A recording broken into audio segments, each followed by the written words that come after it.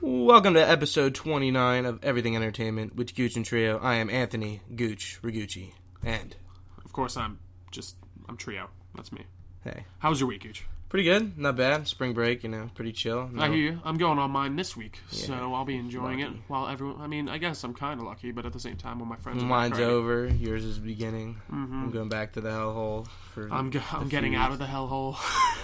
It's a good week. It's a good week. I mean, dude, we got Daredevil coming Friday. I know. And Wait, then, we haven't even vaguely all the stuff has been coming out of Daredevil, and I'm just like, it comes out next week. I didn't even think about Jessica Jones was kind of like that too. It was just like it comes out in a few days. I saw this picture online today, and it was like Daredevil 5 days, Batman v Superman. How many days? And I was like, oh my god! And then Batman v Superman's next Monday. I know. like that is 10 p.m. Insane. UA King of Prussia. See you Here later. we come. All right. First topic, like usual, Walking Dead. We got episode 13 of season 6. So this episode leads right off in the last one. The Alexandria crew is going to go attack Negan's compound. Okay. So his compound in the comic is like a steel mill type John. I haven't read too much into the comic. To totally know a lot about it yet, but it's in a steel mill. And this one is, so they're going to the compound. They're going to figure out this plan. Have we seen Negan yet at all? No. Okay. Still, even this episode, nothing Negan. at all? We have not seen Negan yet. All right. So they come up with this plan. All right. They want the leader of Hilltop's head. They want to kill him. They don't like him. But he's alive because they can tolerate him, but they don't like him. So they're like, how about we kill a walker who's kind of looks like him and get his head? So one of the Hilltop, they have one of the Hilltop guys with them. He'll go up, be like, here's his head. We killed him.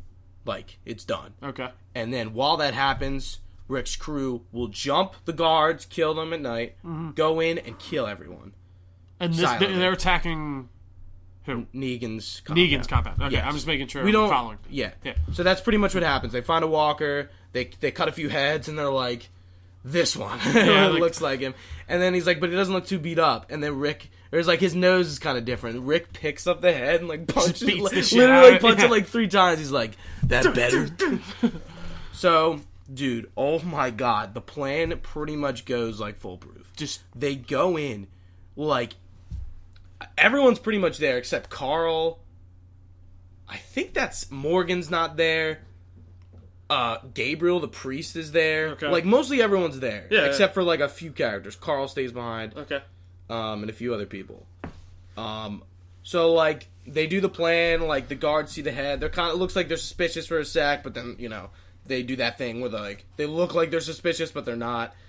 And the guy's holding the head and they're about to let the dude in, and Michonne just fucking nails him, and 30 of them just come out of nowhere, kill both guards dead. Oh my god! Go in, and they're going through guns just up, they are ready, everyone.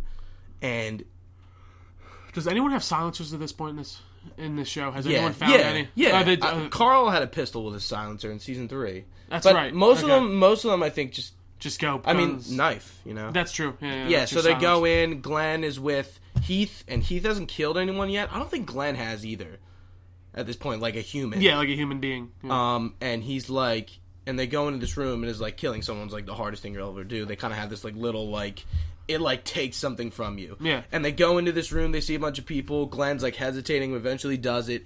And Heath's about to do it. He stops him and does it for him and kills everyone in the room. But they're they're systematically killing these people in their sleep. I'm guessing. Yeah. Right? Yeah. And in one of the guys' rooms, there's pictures of walkers grotesquely killed. It's weird. It's very Negan-esque. Something that one of these guys is they're crazy. Something's wrong with these people. They're not just surviving. I got one quick question. You have read the Compendium 1, correct? Yeah. So how far is that still covering what they're covering basically right now in the show? Or I'm on Compendium 3. You're on Compendium 3? Okay. Yeah. So oh my gosh. Yeah. So are you way ahead of where we're at right now? No, I'm pretty much a little bit ahead. A little. Tiny bit? Okay. Tiny bit. So probably I was just wondering 7. how in comparison we were yeah. to the comics here. So everything's going good. People are Sasha and Abraham, what happens is they're killing people, and a guy walks out of his room and he's brushing his teeth, and he just sees them, and eventually like trips an alarm, and they have like a battle. And no one from Alexandria dies. They decimate everyone. They find the armory. Like, one of the guys has been there from Hilltop, and he's like, they kind of have like an idea of where everything's at. Yeah, they try to secure the armory, and they do, and they kill everyone. Okay. No Negan. Like, Michonne's like, I wonder which one was Negan. Like, us being like, you know who his actor is, Jeffrey D. Morgan. Yeah, so like, but you don't know who to look for. Mm-hmm. So like, I'm like, where the fuck is Negan? I'm like, where is this guy? Like, he could have been out doing something. Yeah, so there's a few people back like that didn't go in the compound with them, but they're like outside. Gabriel being one of them. Dude, he's coming back. Okay, so like one of Negan's saviors runs out, and he gets shot, and he's like kind of like on his last leg, and he falls. And Gabriel comes in with a sniper and like says like a prayer, not like a prayer, but like some like spiritual like hymn to him, and he's like, I don't need your God. And then he's like, you have like one chance, and he just fucking shoots him. It was amazing. I was like, thank you. He's this character's actually going somewhere nice, and he's actually killing people and like not a bitch about it. I'm like, thank you. He does that. So Maggie's pregnant. Carol knows, and they're kind of back there. Like, Maggie wants to go help because they hear the alarm go off, and like, no, you're not. Yeah, like you're not doing. Hello. And they ended up staying there. So it's morning at this time when they come out of the compound. Everyone's pretty much dead that we know of, except one of the guys gets Daryl's motorcycle somehow and like tries to escape. They end up killing him, but like he has a radio on him, and like somebody radios him, and it's like a female voice. They have Carol and Maggie. That's kind of where it ends. Like, they're gonna trade. They didn't kill this dude yet, by the way. They shot him. He's like pretty much gonna die, but like he's still alive, fatally wounded. So like Rick's like, we'll trade. But, like, they're in the open, and, like, I'm like, Negan's totally in the woods. He's either on a run, or something's up. Like, he's not there, obviously, or they would have showed him. They would have made a point, yeah. The episode ends on the point where, like, what's going to happen, Carol and Maggie, is Negan going to show up? Who are these other two people? Like, I don't know if they're saviors or not. Okay. It kind of sounds like they are, but, yeah. What's a savior? The savior is Negan's group. Okay, that's what they're, okay. Yeah, that's what they're called. All right. But yeah, good episode. Sounds very interesting. Awesome. Moving on here, we have some Game of Thrones news. Yes. Another trailer drops, and our first like official trailer. Yeah. Showed off everything new. I mean, dude, there's a lot of crazy tidbits in this trailer. I mean, we see, like, let's start off. We see Jon Snow, I think, like 4 or 5 times. But it's his body. We never see him up and walking around or anything like that. Also, we see Bran with the king, or the White Walker King. I forget his name. The White King? No, I can't remember either. The Night's King? Something like that. It's something like that. But yeah, you see him turn around and it goes da-da-da, and then it just cuts out. What else did you see? You see Arya, she's still blind, obviously. I mean, dude, this looks like where it's going to really ramp up. Khaleesi just doesn't look like she's in her best ways. She's with the Dothraki. Yeah, the new Dothraki, who don't apparently like her too much. Yeah, she gets captured by them, and there's a lot more than she had with her group. I don't know what's going on. Like, that's out of everything in the trailer. That's like the most like we don't know much about it. We see Theon Greyjoy with some of the other Greyjoy characters. We're gonna deal a lot with the Greyjoys in this season. I don't know if you know. Like, he has a brother who's like a pirate. Okay. Who like they casted, and like there was rumors about it. But what do you think about John? What's his name? Stannis's dude. He's the Onion Knight. What's his name? Oh, him. Like Sir Roderick? No, is that it? Yeah, that's definitely. Is that it? Sir Roderick. I forget his name. He's like one of those characters. I always forget his name. I know who you're talking about. He has Longclaw, and they're in like. I have the trailer open right now. He's at the wall. He's with Jon Snow's body, and he's saying he's like, we have to do something. I can't remember exactly what. And he's like, I've never been good at sword fighting, and like draws Longclaw, and his direwolf and him are dead next to each other. So it looks like why something must happen, because you feel like the Night's Watch would totally get rid of his body. Like burn it, or just him, well, no, they didn't respect him like the way they might have just buried him and said, because remember they just dug the grave and it said traitor. Oh, true. I guess that makes sense. They would like disrespect his corpse. Oh, dude, I still remember that scene, man. That was a tough scene. when they all fucking just stab him. Like, ah. There is a scene where you can see what looks like somebody in Targaryen armor. I think that's from a flashback. I think it's from the... Won't you see Rhaegar this I season? mean, I don't... Didn't they cast I don't him? know. I don't know if they're going to do that exact flashback. I know they're doing something with the tower. No, I know, but I just thought he was... Either a young him has been casted, or another one. Yeah, here's what it is right here. All right. Ready? Targaryen armor. Like, he's in full armor. Like, it doesn't make any sense. That's true. It's totally a flashback. It kind of looks like Jorah a little bit, too, but I don't think it is. I mean, we'll see where they take it. This is going to be a season where I think they really... Like, the shit starts really hitting the fan, and things are going to start ramping up. I think he is the Night's King. I think that's what his name is. I feel like that's his name. I could be totally wrong, but like that sounds. He was the first White Walker, right? That's his whole. I think so. Backstory, like, because he was betrayed. He was a Night's Watch captain, and he was betrayed by his. I guess the Night's Watch. Yeah, the Night's Watch and that's why he turned into a White Walker. And then we see some High Sparrow stuff. We see Robert Strong, who is the Mountain, like zombified. We still don't really know a lot about that. Well, I mean, he's basically just like a walk. He's like Frankenstein. He's like a zombie. Yeah. He's not really like a person. He's just does what he's told. But it's gonna be interesting to see how they're gonna deal with like the High Sparrow people. Yeah, and like he's like move or you'll choose or they're still in jail. Like Marjorie's still in jail. Like I love trials. I want to see that trial, like of how they're gonna deal with that. Maybe if Tommen's gonna betray Cersei or like whatever like he's gonna do. Yeah. It's crazy how Tommen's became like a pretty main character too. I know. Like he was a very backgroundish character. Yeah. I don't even know if he's in the first season. I don't think he is. Yeah, he is. Is he? I think so. You just see him like he's not a major. Like it's player. funny because like the Starks have another. What's the other Stark's name? It's Bran and what's the little one's name? There's a like the two kids. You never see him. Like another like, Stark you never see. He could turn out to be something very important. What the hell's his name? I can't remember either. But dude, it's shaping up to look good. I'm excited for what they're doing here. I'm extremely pumped. Season 6 is going to start on the 24th of April, so we'll see you it's guys your birthday, then. Right? It's the day before my birthday. Day before your birthday. Yeah. All right. Well, that's going to be exciting. And on some other exciting news, Marvel news, in fact, we got another Civil War trailer. And we got a nice little first look. We'll just go through it. Let's just start with Spider-Man. Just cut to the chase. Just cut to the chase. Start with Spider-Man. So all right. We get our first look at Spider-Man. What I think is his second suit, the suit that Tony Stark. I think is pretty much the consensus. We'll give to him. What do you think of the suit, Trio? I mean, I like it a lot. It's what it seems like they did is that Amazing Spider-Man 2, that suit is my favorite suit.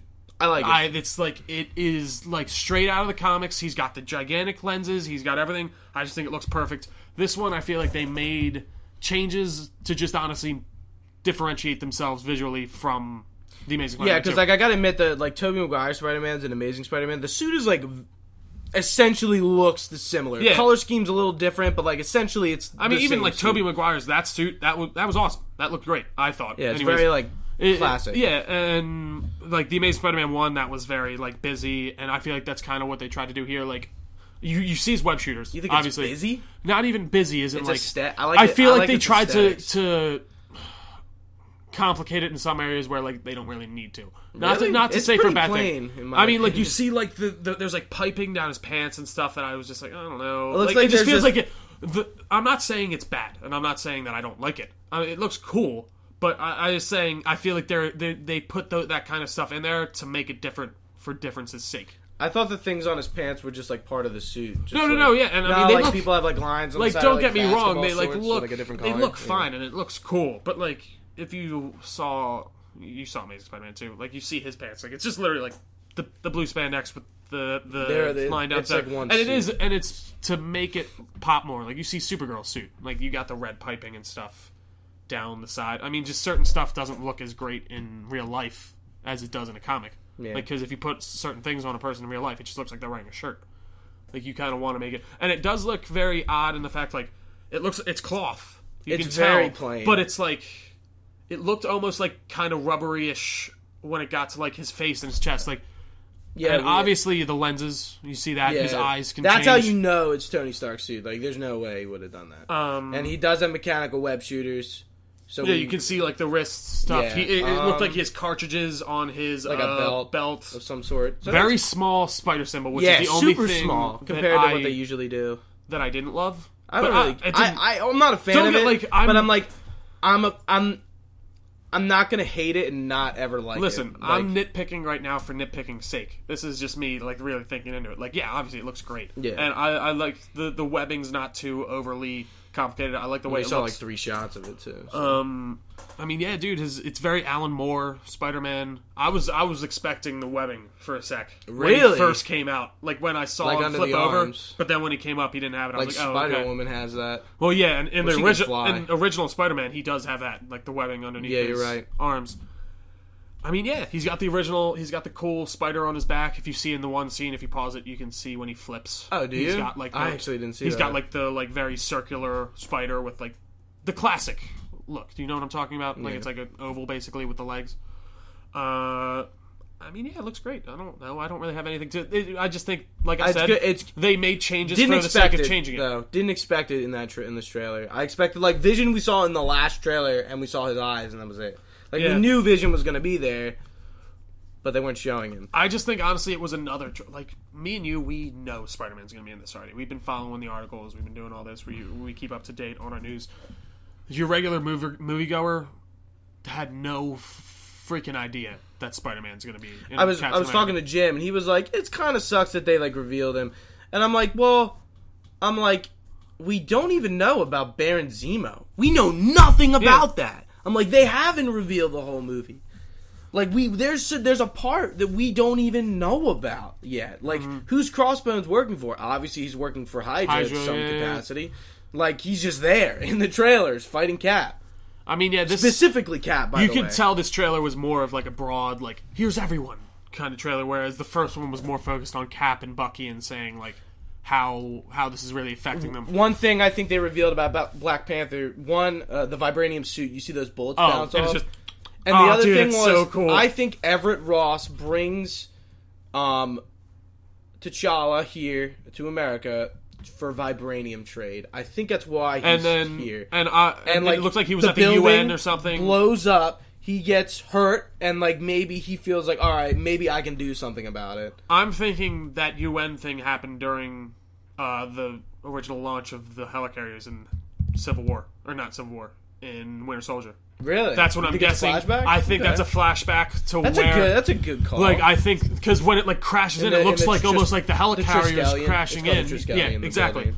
But it looks like they were at some kind of meeting there or something, and then that's when the attack happened, and they saw all of it go down. The Kids' Choice Awards last night, and they aired a different version of the trailer. Everything's pretty much the same. There's like literally like 2 or 3 different scenes. Yeah.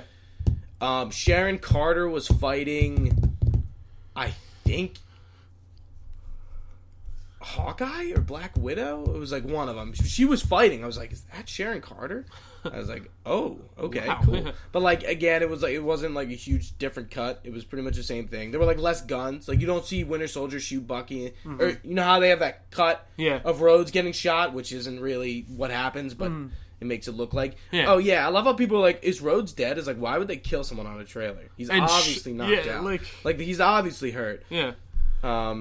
It was a very good trailer. I mean, I agree. They probably honestly really could have held Spider-Man very close to the chest and not have him show up to the movie, and I think that might have been a lot cooler of a debut. But I think that's all we're gonna get.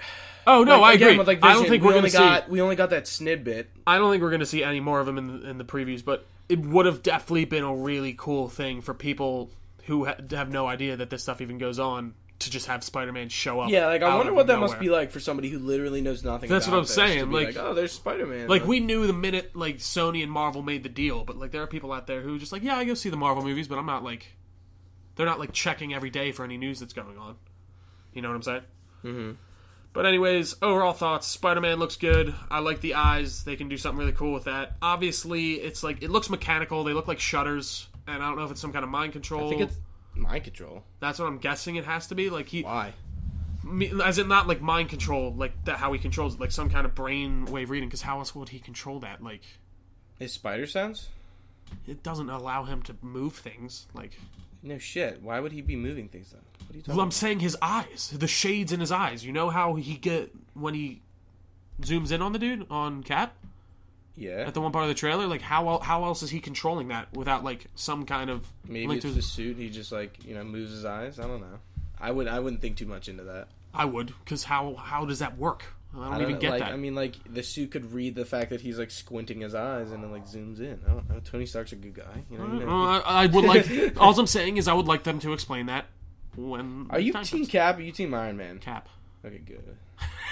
You know what's funny? I like didn't even think about the fact that there is another team. Like I was like, oh, everyone's gonna go Cap. Why wouldn't you? No, but then a I'm lot like, of people are going a lot Iron of Man. people are saying Iron So Man. the question is, do we both wear Cap shirts? Or does one of us have to wear Iron Man to represent the other side? Nah, we'll figure it out when we go to the. I mean, you can be Bucky if you want. I'll be Cap. If anyone, I'm gonna be like Ant-Man, man. Ant-Man. His suit looks really cool too, in the trailer. There's just a little thought there. I really like what they did. I'm super excited. Dude, it looks great. But on some other Spider-Man front news, we also got some casting news For the reboot. For the reboot. So, as we all know, it's not going to be. that. It is technically a reboot. I like don't even want to call it a reboot because it just sounds weird. But No, but so this girl Zendaya has been cast in a lead role in some capacity. She is more of a teen singer songwriter. I don't know who she you don't is. know much about her. I don't know much about her, honestly. I've seen her in like a commercial for like a skin product thing. I remember once. So I really don't know. There's something. So wait. There's a rumor about what her role could be. Do you have the article up? Yeah. What are you trying to say? Black Cat. Is that who they're saying? I guarantee it's Black Cat. No, because what? No, she's playing. That wouldn't make any sense. So I feel like she doesn't look anything. she's very welcoming the incarnate of Michelle Gonzalez from the comic, who is the sister of Vin Gonzalez. At one point, was Peter Parker's roommate and potential love interest. I don't think they're. I feel like. Why would they do anyone besides Gwen Stacy or Mary Jane? To distance themselves from True. both Okay. of these. Point. I just think they're just looking for another. I would love to see Black and Cat. honestly, That'd what be I'm fucking saying, sick. they're Like she's a. What's her real name? Do you know? Felicity Jones. In the comics, you mean? Yeah, Felicity Jones. Yeah, you're right. But what I'm thinking they're trying to do here is like they're trying. Like, obviously, everyone's all about diversity in Hollywood now. She's. I don't know if she's Hispanic or She looks Hispanic. She's totally Hispanic or African American. Yeah. No, she's Hispanic. But like that's just a more diverse role, which is cool. I mean, but I kind of would like to see Mary Jane or Gwen Stacy personally. That'd be We'll cool see to what they Black do. Cat. It would. I think they will do that. There's no way they can't if they go into a solo movie. I think for Spider-Man solo movie, it should be Black Cat with him, and Mysterio should be the villain, or Venom. But then again, we talked about that whole thing last week. We won't get back into that. Next up, we had a new episode. Yeah, Agents of S.H.I.E.L.D. Agents of S.H.I.E.L.D. is back on, and pretty much, so this, they talked about doing Secret Warriors, like, originally, from the get-go, and now we're actually getting into the Secret Warriors portion of the show. So pretty much, the episode is pretty much Daisy Johnson is pretty much now officially forming her Secret Warriors team. We have Lincoln, who is an Inhuman from the camp they originally find the Inhumans at. And then Joey, who's from this season, who they literally... He was, like, in the first episode, and they pick him up, and he can, like, bend metal and stuff. So it's pretty much just them three. They introduce the Inhuman known as Slingshot in this episode, so her powers is pretty much super speed, but she can only go as fast as her one heartbeat. So she goes one heartbeat, and she has to go back to that location. So she'll zip around. So, but like, she's fast. From wherever she starts, she has to get back. Well, what happens if she doesn't get back? She dies. I don't know. It's just in one heartbeat. That's what she says. Like, she moves at one heartbeat. So one heartbeat, she could be upstairs and back. Okay. But like, she can only do it within one. So she can't like do two heartbeats. I don't know. It's just the power. But like, it's cool. It's like Quicksilver, but it has like a catch. She has to come back to like the spot where she is originally zoomed from. Yeah, okay. I think it's pretty cool. And so like, they kind of do this whole thing with her where like, there's like police corruption in this place. It's not really a huge story, but like, she doesn't want to be a part of the team of S.H.I.E.L.D., but they're like, if we need you, we'll call you. Like, she's living her own life, but, like, she's part of S.H.I.E.L.D. Call, yeah. Yeah. And that was pretty much that. And then we see that Hydra being led by, what's his name? Wow, I forget. I totally forget. I totally forget his name. But we see he finds Grant Ward at the end, like Hive controlling him. Uh-huh. And, like, so he's just, like, chilling there. Like, eating raw meat. It's, like, really gross. And they're, like, carting the shit in. And they're just, like, there's this one Inhuman. I guess he can, like, read minds. He's like, you guys doubt, like, me and my power. And he's like, you'll see, like, what I'm capable when I'm strong. And, like, he kind of says that a few times in the episode. And the last scene is, like, he, like, puts his hand forward and all his skin and, like, bone and, like, muscle, like, comes off. Like, you can see it, like, deteriorate. Yeah. And I don't know if he's, like, going to control them with it or, like, what This is Hive? This is Hive. Okay. In Grant Ward's body. Yeah. It's essentially, like, what it is. Yeah. So that's going to be interesting. I think whatever they do with that is cool. And we actually got... Coulson is officially working... The S.H.I.E.L.D. is working with the government again. So the president from Iron Man 3... Yeah, I heard he was in it. Is in it. Yeah. And I'm like, oh, he's from Iron Man 3? I don't even remember when he's in that movie. But he's in it. And, like, they pretty much, like, officially... S.H.I.E.L.D. is like a black op group now. And, like, they're recognized by the government. Which is awesome. Because, like, I want to see... I've been saying this for a while. I want to see S.H.I.E.L.D. back on the with movies. The government, yeah. Because, like, I want them to be a thing. Mm-hmm. And that's kind of like Civil War. Like, S.H.I.E.L.D. was managing the Avengers until Winter Soldier. And eventually, like, the ATCU is going to have a new leader who's General Talbot, who's been in S.H.I.E.L.D. before. They've, like, went back and forth a bit. So he's kind of, like, going to... Like, Coulson doesn't like Talbot and vice versa, and they're kind of going to work together now. That's pretty much all that happens in the episode. But I'm looking forward to see how they do this, and hopefully... So that was the first episode back from the break, right? Yeah. I'm really... So where do you think they're going with this? Do you think they're just... So Hive's the ultimate villain right now, basically? Honestly, at this point? Yeah. I mean, like, Hydra's still so small. Like, they're not... They're trying to build themselves back up from, like, all the... Like, and I think, we'll get to the point where Civil War comes out, and then something with Hydra will happen in the show. Because, like, Civil War... Or Winter Soldier is, like, the biggest... movie to impact that show. Mm-hmm. And, like, when that happened, I was, like, it was the craziest twist of events ever in a show. Like, things went from, like, here to, like... There. Like, it was, like, whoa! Like, everyone's a traitor, like, you had no idea, and it was a good, like, dynamic to build off of. But I think Civil War is gonna have a lot of impact. Because, like, Ultron really didn't. Thor Dark World really didn't. Obviously, it couldn't. But, like, nothing's really totally... influenced it, but I think Civil War will. Right. So hopefully, we'll see that's that what in a few weeks. Winter Soldier was the one that really heavy impact that, of course. Like because like S.H.I.E.L.D. So because it really crossed, yeah, and it's crazy, dude. I think Civil War, will really impact that, and you will see another dynamic shift, in everything on that show, yeah. Moving on to the other side of the spectrum, DC. We got some news. No. Luke Cage. Oh, I'm sorry, I was ahead of myself. Skip it. My bad. I had him. See, it was like this on my phone, so I got confused and thought we were at that. Leave me alone. Anyways, Luke Cage. We finally got our premiere date. Yes. And when is that, Gooch? September 30th, 2016. So Mike Coulter was at the Daredevil premiere. Mm. I think he's in it. Why else would he be there? Just because they're part of the Defenders? Was Jessica Jones it? No. He's totally in it. I guarantee. He probably could show up. I wouldn't be surprised. I guarantee he's in it. I still think Iron Fist is going to show up in Luke Cage, but that's another story. But, so, September 30th. Though. So that's earlier than Jessica Jones was. That was November last year, right? Compared to Season 1, it's earlier. Season 1 was in April. It's in March. Season 2 is in March. Jessica Jones is in November. Luke Cage is in September. It seems like they're... So then, I'm guessing Iron Fist is going to come out at the time that... that Daredevil's coming out this year. So I assume either like Feb or March, beginning of the March. Yeah, it's probably like a good time frame for it. And Luke Cage should be interesting. I'm excited to see where they go with that one. I just can't wait to see. I'm just thinking like a year from now, we're gonna have a picture of Jessica Jones, Luke Cage, Daredevil, and Iron Fist all standing together.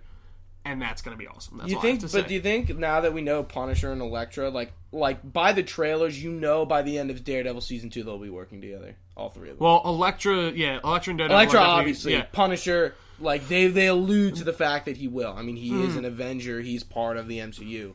So I feel like maybe I think they'll they're be going in Defenders to a degree. To a degree, yeah. But I think that the core focus will be on those 4 characters still. With Punisher, and Elektra, even and all them like kind of coming in. Trish, like Hellcat, we could see her. Simpson is Nuke. Like he's a like an anti-hero, but like he's still like a hero of some capacity. Like we could see those people. It's interesting, man. It's gonna be cool. We're gonna get some street level Avengers, and I'm excited to see how they really play everything out. Yeah, definitely. Now, actually moving on. Am I okay, Gooch? Can I do this one? All right. Don't come at me. We got some news on Aquaman and the Flash. Their solo debuts in the DCEU. They are not going to be origin stories. What do you think about this, I don't Gooch? understand that with Aquaman. I think they need an origin story. I don't know Aquaman's origin story. For Flash, I can get it because they already did it, and it's not very complicated. I agree. Flash, without a doubt, not necessary at all, especially because of the show. People know who Barry Allen is. I don't know anything about Aquaman. I will admit, I know nothing. Like I only know stuff because I've kind of delved into it as soon as I heard this movie was being made. I think they can easily get his origin story's cool, but it's something that's you can really kind of gloss over. Like he's half Atlantean, half human. He lives on the surface for a while, figures out that he's Atlantean, goes back to Atlantis, and has to fight his brother, Black Manta. No, not Black Manta. I was like, is Black Manta Ocean Master. He looks so weird. Black Manta? Dude, he looks so weird. I saw him in wow. Young Justice? No. He's in that. That's why I said I know, but what the hell is it called? With the Flash. Flashpoint Paradox? Yes, Flashpoint Paradox. He's in it. He's got a very different design. I kind of like it. I'm like, there's Black Manta. No, I'm sorry. Yeah, but Ocean Master is Aquaman's brother. Yeah, I do agree that they might need an origin for Aquaman. I kind of think they can get away with it depending on really how they play out what they're going to do with the Aquaman solo movie. They were saying it's going to be more of a continuation of Justice League, as in, we're not going to go back. So it should be interesting. I mean, Aquaman, he really needs his just due, in my opinion. Very underrated character, subject to many memes and many jokes. But he is, in himself, a badass. That's all I have to say on the matter. Anyways, moving on. Next topic. J.K. Simmons will be playing. AKA... No, hold on. I'm just saying, this is the funniest thing. This has spawned so many memes that I just can't get over. J. Jonah Jameson, as we know him, is no more. He is now James Gordon. Commissioner James Gordon at GCPD. League. Yeah. So very this is odd switch. Well, it's not even I think he's going to be fine. No, yeah. He's going to kill I'm thinking about it. I'm like, he could easily do that. It. Yeah. He could kill that, and at the same time, you're like, oh man, because he can't do J. Jonah Jameson. I would love to see him come back. It's really one of those things where it's like, but I'm still happy. And he's an awesome character. Dude, he's an awesome actor. We got 4 Oscar winners now in the Batman universe side of things. We got Ben Affleck, Jared Leto, J.K. Simmons. There's a 4th one too that has an Oscar. Lawrence Fishburne, probably. No, there's one on Batman's side. Oh, Alfred. What's his name? Jeremy Irons. Yeah, he has an Oscar. Lawrence Fishburne probably has an Oscar. He probably does. Yeah. But yeah, man, I'm just happy. I think that's fine. Yeah. So this is. When I heard it, I was like, no. Really? You didn't like that? I want J.J. Jameson to be in the Spider-Man reboot. Well, actually, let me take that back. Because I don't know if he's going to be a 16-year-old. If he's in high school, why the hell would he be working at the? If he's a freshman in high school, he wouldn't be. But I think as he got older, they could easily introduce that. If they skipped a year and they were like, "Oh, he's a junior now" or whatever. This is a little confusing news only because there had been a lot of rumors going around that Jim Gordon was actually going to be dead for these movies. And one thing I pointed out, I'm like, there's no like Superman and Batman v Superman has the Daily Planet and that. Who does Batman have? I mean, he has Alfred. He doesn't have the GCPD. and like Gordon, because like at this point he would totally know Gordon. Yeah, but the rumors are swirling that he's going to be have to come out of retirement because of the events in Justice League. So that should be very cool. So that means it's going to be an old James Gordon. Well, obviously, I mean, even look at Arkham Knight. Like it's going to be that type. Like I do love the way that they're setting up Batman in this universe, and that like he's this old grizzled dude who's already been through all his shit, and he's at the end of it, like kind of like, oh, all right. You can look back and you have all these fucking great rosters of villains that you can choose from because he's already an established character in his universe. And it's not like anyone needs catch up on who Batman is. Everyone knows who Bruce Wayne is. That's all I have to say. Oh yeah, no, you're right. Yeah. Totally, absolutely right. We don't need another. We don't need a Batman solo film in like I don't know what they could do a Batman solo film about. Oh, I think they could easily do it. They could easily do it. No, but, I think we don't need an origin story. We know who he is. Well, yeah, no, it would just be it would be a Batman movie, just with another villain. I mean, why make another, I don't know, Spider-Man movie? Yeah, true. That's what I'm saying. Like, it's just well, DC is taking a totally different approach at this than Marvel is. I mean, I agree, but at the same time, so it's what's after Wonder Woman? Justice League. See, like, that's crazy. See, but like that's at the same time, I'm fine with it because, like, Marvel has laid the groundwork for this to be able to work because they have set up. Oh this yeah, I'm universe, not saying it's not going to work, but they're taking a different floor plan, and that's why I kind of like it. It's just because, like, I want to see something different. Agree, but I'm just kind of like, is it going to be too much? I hope not. That's all I like really all have in to say. one go. Like you're going to introduce all these people. The only thing that I'm afraid, Batman v Superman is the one I'm afraid of, but. The reason they can get away with it is because like I just said, everyone knows who Batman is. Everyone knows who Superman is. Like, he is everyone knows who Wonder Woman is. Everyone knows who Wonder Woman is. Those are three characters that I will admit Wonder Woman's background's more obscure than any of them, but you still know, like, oh, that's Wonder Woman. Yeah. Like, I don't think they need nearly as much world building as Marvel did, and not even just because people know their comics better, but just because I feel like people are going to be more accepting because of what Marvel has already done. Do you see what I'm saying? Yeah. Does that make sense? Yes. Like, Marvel has already paved this way to allow them to do this kind of floor plan, like you said. Yeah. But that's really... My thing is, it's just like, Avengers isn't overloaded because they did a movie for everyone in it, except Hawkeye. But why does that make it not overloaded? Because...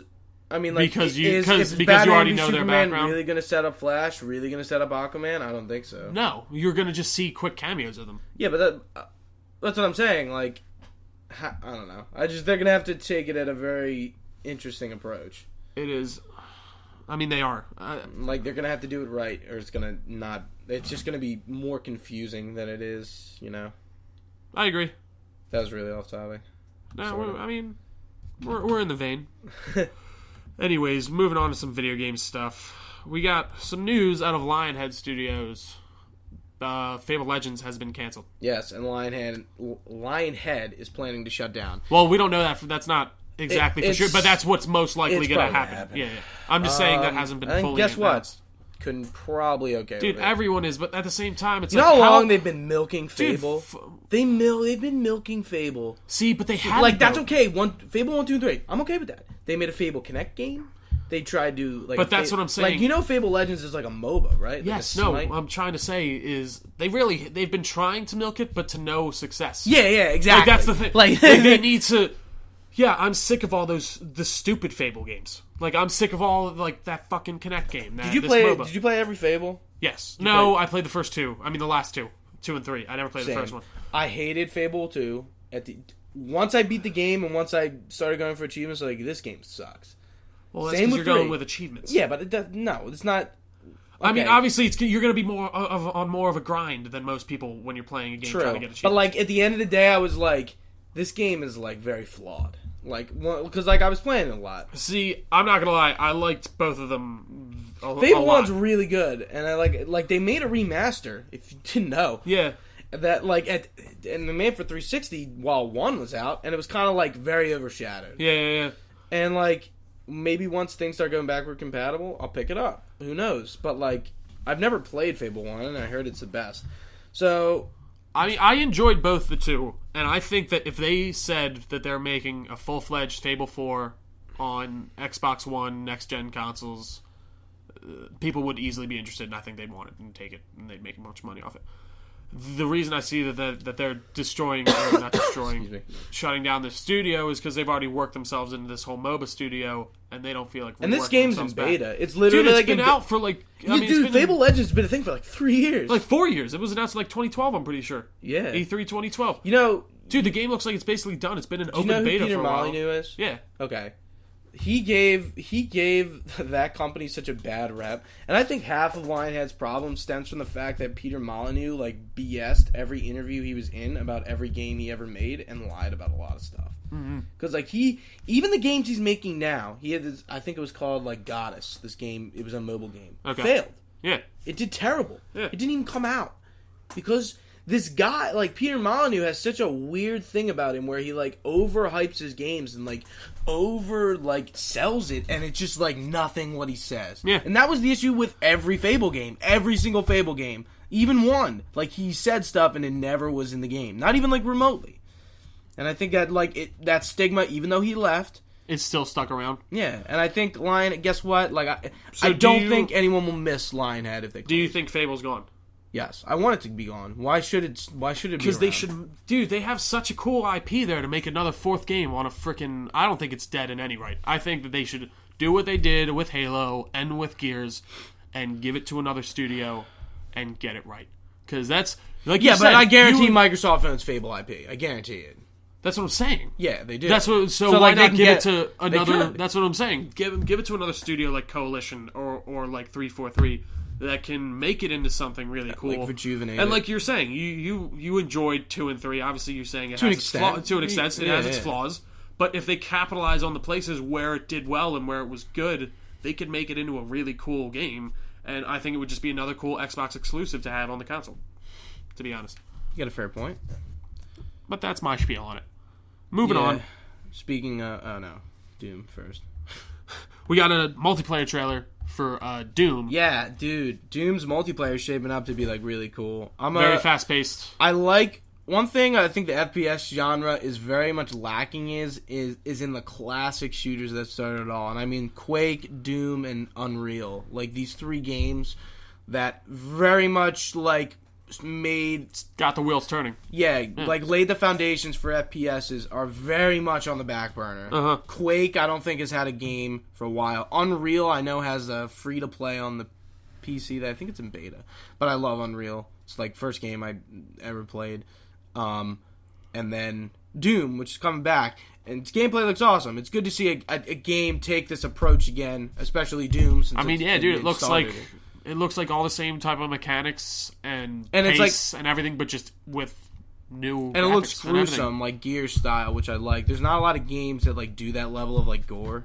Yeah, and I think I'm not gonna say like I love gore, but I don't hate it. Well, no, it's like I'm not opposed to it. I like it. It's like it's over the top, but it's cool. But that's the whole point. That's one of those points you're playing Doom for. You know, you're getting that over the top gore and just crazy badassery that you want out of it. Yeah, and that's part of some games. I mean, you don't play Mortal Kombat because you don't like gore and shit. Yeah.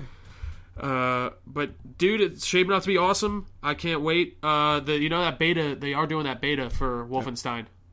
You got it though. I don't. No, I didn't actually. Wait, you didn't get Wolfenstein? I thought you did. Nah, I was thinking about picking it up. That was a game I wanted to get. I heard it was good. Like I heard really good things.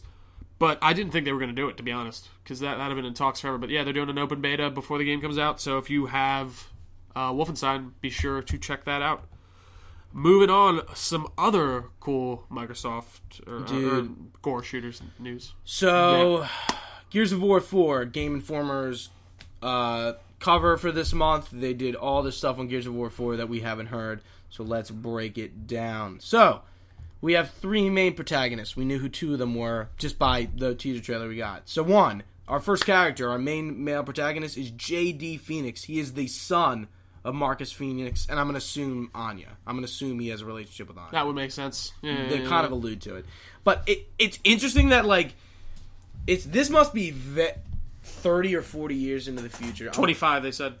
25 years, yeah. Makes sense. So Marcus is old and Gears to begin with. Like he's got to be in his 40s, So, like, it's cool that they're, like, throwing him aside and, like, putting his son in the spotlight. See, so you like that, because I've been hearing a lot of gripes from people I think that that's a they good hate idea. that Marcus isn't in it. I'm not one of them. I like that they're changing it up. Like, I don't care. Like, Marcus is, like, a huge face of Microsoft. And, But like, that's the thing. Gears. People are seeing him as, like, Master Chief. Like, how would you feel if 343 took over Halo 4 and just put Well, Locke guess in? what? They did Reach. No. I'm just saying, like, how would you feel if 343 came in? He's still going to be in it. I guarantee he's going to be in it. I know. Listen to me here. I'm saying, what if in Halo 4, 343 said, all right, see you, Master Chief. We're going to put Locke in this. And you played as Locke the entire time, and you just only saw Master Chief. How would you be pissed about that? Yeah. Because I would be too. Because of the way the story works, that wouldn't make sense. But the way they ended the Locust War, you are not fighting the Locust. You're fighting something else, but I don't... See, but they could make that make sense with Marcus is on. I'm being a total devil's advocate right now, because in Halo 3, Master Chief went in deep space. They could have left him alone. They could have been like, oh yeah, he drifted off, he died in deep space. They didn't need to. They didn't need to bring him back at all, but they did, and they could have done that with Marcus. And that's what I see a lot of people getting pissed off about. Maybe he does fight. Maybe you just don't play as him. I don't know. But that's what I'm saying. But I'm okay with that. I am too. I'm just being a total dick here because I'm trying to make a good conversation. I just think I do see where people are coming from, where they're like, well, why isn't Marcus in it? Like, or why aren't we playing as Marcus? That's just I am seeing some kind of. No, I can understand it. I'm just trying to be positive because agreed. And I think it looks like really when good. I saw Gears of War 4, I'm like, how the fuck are you gonna have a Gears of War 4? You ended the Locust War. In it's Gears of War so true. 3. Yeah, there is nothing to fight. Yeah, like you ended anything that you could. So like you have to either do something new or whatever. And I mean, they're still in it. The Locusts somehow. I don't think they're Locusts. They said they're not. Oh, did they not? They're called like Junkie. Like one of the enemies called like a Juvie or something. Yeah, like I saw that. They were like part of the swarm or something. Yeah, I'm like, I don't know what the swarm is. Yeah, I mean, like, whatever. But maybe it's like an offshoot of the Locust. I mean, like I don't have the magazine yet. I didn't get it. I didn't either. So, I mean, it's still early. Like, I usually get it by the end of March. That's true. Or end of the month. But guess who? You know who's playing JD Phoenix? Who? Weather Wizard. Really? Yeah. That's actually... This gets good. More of it. All right. So, the guy, Liam McIntry, who is in Spartacus and is Weather Wizard on Flash, is playing JD Phoenix. Then we got our female character, Kate Diaz, who... Kate Diaz was born and raised outside of the walled city states, protecting most of humanity. So it looks like humanity has built itself. Her parents that's were the big thing. Outsiders, died tragically, friend of JD. So she's like kind of an unknown, played by most likely love interest. Laura Bailey, who's played Liara Tassoni in Mass Effect. That's okay. That's right. That's you were telling me about that. She looks cool. I like her. Yeah, one thing that they were talking about, I was reading in the article, like the light mass bomb really fucked up all their natural resources, so the human race is on the edge of extinction. Emulsion is a parasite. Like, that was their gear. That was their energy source. Yeah. Like, finding that out is, like, huge. Like, emulsion is, like, that's what the Pendulum Wars were fought over. The war before the Locust War. Yeah. They fought over energy. Yeah. Like, that's... What is... Emulsion? Emulsion. It's, like, gas, but, like, it's alive. Okay. Because, like, remember, like, you find out, like, like, you see Lambent Wretches in Gears 1, and then, like, progressively you find out, like, it's taking over Locusts. I'm in the middle of Gears 2 right now. I haven't. Have you played Gears 3? Yeah, I just can't remember. It's been a while. Yeah. And then our last character, so we only have 3, not 4. Yeah, which is weird. Yeah. We got Delmont Del Walker, who is an ex-COG soldier. COG is now the COG militia. So there is no COG, which is the Coalition of Ordered Governments, which was their government. So it looks like the COG's pretty much non-existent, or like a lesser form. Or it got decimated to the point where it's like a lesser form. And so Del was an orphan who became friends with JD at boarding school. JD ran off to join the army. Del followed his lead. Unfortunately, Del was involved with classified incident that sent both of them running into the wilds of Sarah, seeking refuge among outsiders. Still, Del remains deeply loyal to JD. And Del is being played by Eugene Bird, who plays Diggle's brother on Arrow. Really? I shit you not. How funny is that? That is actually really funny. Where are you from? I was like, his name's Andy, right? Yeah. Andy? I was like, Andy. Andy, is that I was you? like, what? I was like, no way. That is awesome. I was like, that's sick, dude. I'm like, that's so cool. You got 2 CW alumni on there. DC CW. So from what the internet articles told us, that's pretty much it. They're I guess we're getting. I don't know if the enemy looks. They like look locusts. like locusts. They might be like a subspecies of the locust, maybe. I don't know, something like that. Something weird. The game is still on the planet Sarah. Like my one friend was like, I don't think it's on Sarah. I'm like, I think it is. It doesn't really make too much sense that they would like go to a different planet in like 10 years. I mean, I don't think they have the technology, especially since we're like post-apocalypse now. Interesting. I'm excited though. I am I'm too. really hype. Do you think this is coming out this year? Next holiday, yeah. Holiday this year? Yeah. Well, and guess what? We're in the beta because we have Ultimate Edition. Oh, if you just have it, you can get into the beta? Yeah. Sweet. Actually, like, that deal ended, like, the other day. I saw an article. It was like, if you don't buy Ultimate Edition by this date, you're not in the beta. I'm excited because I played the beta for Gears 3 when it came out back in the day, like a long time ago. So that's cool. Sweet. Exciting news. I'm pumped. Yeah, moving on. We got a little bit of Hearthstone news. So a new expansion for the game has been announced. It's called Whispers of the Old God. They announced this at Hearthstone Winter Tournament over the weekend. So it's pretty much a new expansion, bunch of new cards like they usually do. And it's going to be out in April or May. I haven't played Hearthstone in a while. I took a huge break from it. It's a fun game. I know Trio doesn't play it. Interesting, yeah. But that sounds cool. Yeah, it's cool how they can expand that game. It's pretty much like I love how it's like literally like a card game but online. Like they're up to like Magic comes out with expansions. Mm-hmm. It's the same thing. They're just coming out with like expansions of cards, adding it to the meta and so stuff. what kind is it? What kind of game, like card game is it? Is it just like I don't even know what kind of category does it fall under? Is it just what do you mean, like game? Or how do you even play? Is it very complicated? So you start out the game like vanilla, has like a deck of cards. Yeah. You start out with like a base amount of cards, and you can buy cards with gold. You can buy packs and get different cards. You can play as a class. So you have your neutral cards, which any class can use, and then each class has their own set of cards. So like a priest, there's more healing centric cards in a priest deck.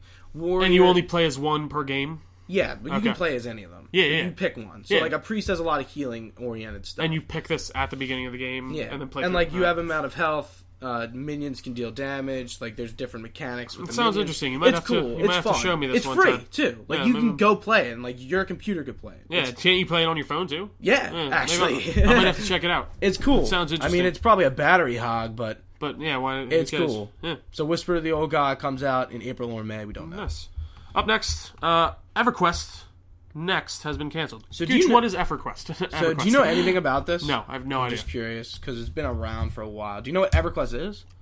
No, I've heard the name, I feel like, but I don't know. So EverQuest is a very old MMO. Literally the first one before WoW. Okay. Some people love saying WoW is the first MMO. EverQuest was the first MMO, pretty much. All right. So almost 3 years after it was announced, EverQuest is the new, like Guild Wars to Guild Wars 2, EverQuest Next. Okay. They were just, like, reinvigorating the series by making a whole new game. All right. Kind of like what Guild Wars did with Guild Wars 2. I hear you.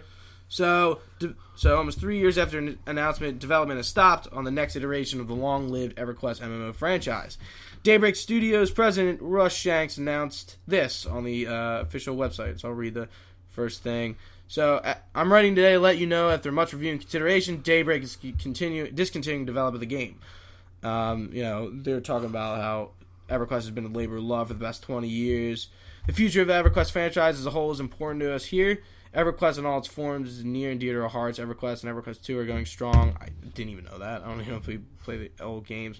But, so they came out with a beta for the game, and it was pretty much they had a house building system, and they were it was in the beta, and that was the only thing in the beta. Uh-huh. So people could build houses, but that was kind of it. Yeah. And that was pretty much all I heard about it. That was the only. Just faded out. There's no gameplay for it. It was a game. I don't know what happened. I guess you know what, it was probably they ran out of funding. Probably it. So yeah, I guess they're just gonna can it. It's kind of sad because it's not like a random IP. It's a very well known IP. Yeah, beloved. And that's the second game to get canned in studio to be in a shitstorm this week. That really sucks. That's pretty much it. I wouldn't have played it, but I knew about it. I hear you. All right, well, we're moving on here. We are finally gonna do our final discussion / review of Fallout 4. Gooch just happened to finish it the other night.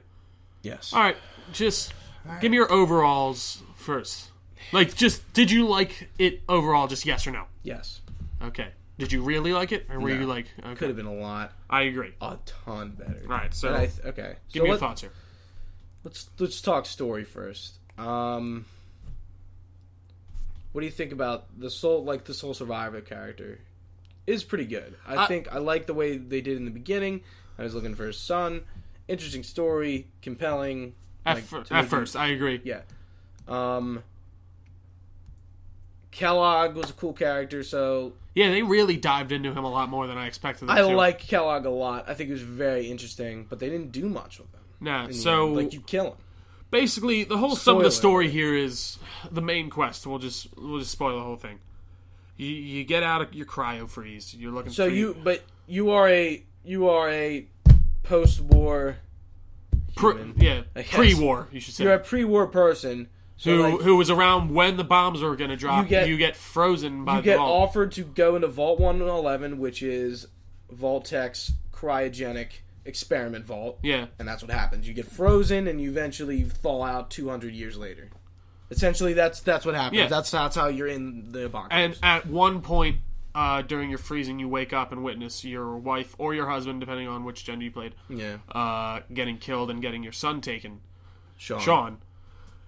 And you think this kind of happens and you get right out, but actually, it's been 60 years. So like you get thawed out in 60 or 50 years later. And then you get thawed out 60. You're going on the hunt for your son. You find out Kellogg took him, that they took him to the Institute. You get to the Institute, working for the Institute, and you find out that he is actually the leader of the Institute. Yeah, he's like, all right, you go through this whole thing. You think you're meeting your son. It's actually a synth. This old dude walks in, and he's like, "You want to meet your son? Here I am." Did you see that coming? Not at all. I kind of thought that it was going to be a little bit in the future, and I knew. See, Sean, I kind of shot like when I saw Maxon, I was like, "Is that Sean?" Like, I was kind of like, I don't know. For some reason, I like pictured him looking like that. But that would be funny if it was him. I kind of knew he was going to be older. I didn't know. I knew he was going to be older. Because I'm like, there's got to be some gap here. But like when he walked in, he was like, I was like, wow, that actually, I thought it was a good bait. It literally looks exactly like your character, just older. Yeah. Like he has your same hairstyle and stuff, and your skin color, obviously. Yeah, it's cool. It's really cool. But then everything from that point in the game kind of takes a downturn. So pretty much this entire time, you're not allied with any faction. You're doing your own thing, finding Sean. As soon as you get to the Institute, you pretty much either have to pick Brotherhood of Steel, Institute, Minutemen, or Railroad, and there seem to be... Well, Minutemen you can do throughout, no matter what. No, you can pick a Minutemen ending. You can side with the Minutemen and end the game with the Minutemen. No, I know, but I'm saying those are the people you can... You can work with all the factions, though. No, I'm saying they're the foolproof option, as in you cannot fuck up that quest. They're the foolproof way of ending the game. Like, you can fuck up your relationship with the Institute, with the Brotherhood, and with the Railroad, but you can't kill Preston Garvey. You can't not be a part of the Minutemen, is what I'm saying. Yeah, you're right. So, and it's very... Did you finish the Minutemen ending, or did you do the Brotherhood of Steel? Brotherhood. I know the Minutemen ending is basically you just make cannons and just fire at the Brotherhood of Steel and kill them. So you don't kill the Institute? I can't remember for sure. You might. I'm pretty sure. I think you can decide to if you want, or you can be like, no, I'll just leave him alone. Institute. I did the Institute and the Railroad ending, so I guess I'll just go right into it. You both kill both. With the Institute, what you do is you go in. You have to bum rush the airfield. Take back. What's the Prime? Pridwin? No, the robot Liberty Prime. They're basically like, all right, we need to activate Liberty Prime. Like, that'll help us, like, take out all the Brotherhood of Steel. So you get in there, take out everyone at the base, activate Liberty Prime. They rewire it to help the Brotherhood of Steel. Or, I'm sorry, to help the Institute. The Institute. Sorry. No problem. And, yeah, you take them down. By that time, you would have already been sent on the mission to just kill everyone at the Railroad. And that's what I like. One thing I hated, like I side with the Brotherhood, and they're like, "Yeah, you have to kill the Railroad," and be like, "Why?" Dude, they don't do. I'm like, dude. That's I'm the like, thing. you can't even talk your way out of it. You can't even like persuade them to like This- leave. You have to kill them. This game is extremely based on factions, and that's the one thing that I don't like about hate it. Even like New Vegas, it's like NCR or Legion. Obviously, most people choose the NCR. Legion sucks. Yeah, Legion has no quest. They no one, barely any. Yeah, like it was, but like, and like the But NCR, it wasn't the hinging NCR is on like that. you need to kill the Brotherhood. JK, you can side with them, do their quest line, and get them good to be on your side to help you out, and you can persuade the NCR to let them go and like help you. Yeah. And that happens. You can't persuade the Brotherhood to let the Railroad leave them alone. I'm like, really? I'm like, come on. I was like, because I Dude. wanted to side with the Railroad, but like to side with the Railroad, you have to side with the Institute. Yeah. So there's two main factions, Brotherhood and Institute. And the way that they're too intricately interwoven into the story. And it's not clear at all. It's so unclear. It's Because there's only a few parts in the game where it will say, if you do this, and that's you at the will, mass fusion quest. Yeah. Like they'll You say, will be turned against. You are officially like you cannot be enemies of the Railroad or the Minutemen. You kill the Railroad, and that's how they're done. Yeah. When you pick a side, you're either enemies with the Institute or the Brotherhood. Like I did the Brotherhood's thing. I got on the Vertibird like to go fly to mass fusion and like I just started failing quest after quest. I'm like, what the hell? I'm like, I reloaded. I'm like, I don't want to fail all these quests. I want to do some of this stuff. So like I did some of the stuff. Some of it was like an Institute side quest. Yeah. And Railroad stuff. But like to do Railroad, you have to side with the Institute.